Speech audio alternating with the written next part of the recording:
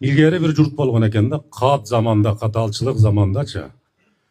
Ot oşonda açarçılık kıynalıp kalады eken el.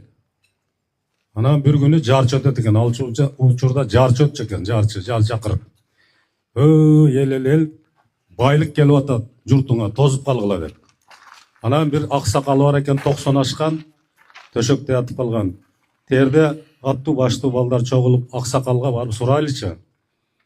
Биздин журтубузга байлык келип атыптыр, ушуну тозуп калайлы дептир. Аксакалга барса, жок балдар, кой бергиле деген экен байлыкты. Ушу менен дагы кыйынчылык болот экен, кыйынчылык болуп, дагы кыйналып эл. Дагы бир күн жарч өтөт экен, айылыңа бийлик келип атат. Бийликти тозуп калгыла деп.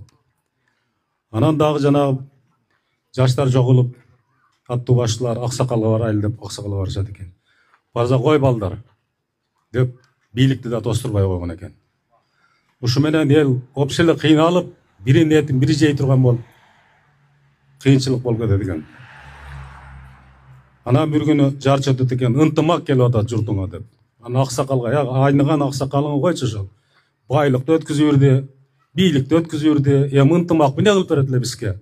Ошол аксакалдан акыл сурай эле коелу десе, ошо жаштардын арасында дагы сал акылмандуулар бар экен, жок.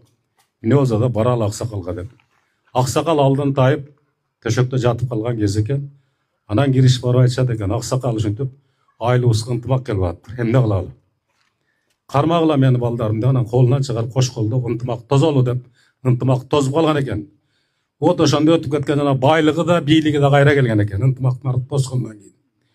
Буну айтмакчымын эмнеге? Мына бийликти көрүп атабыз, эмне болуп атат? Байлыкты көрүп атабыз, эмне болуп атат? Ушул сөздү мен көп жерде айтып, бир эки үч жерде айттым, уккандар да болсо керек. Азыр мунагы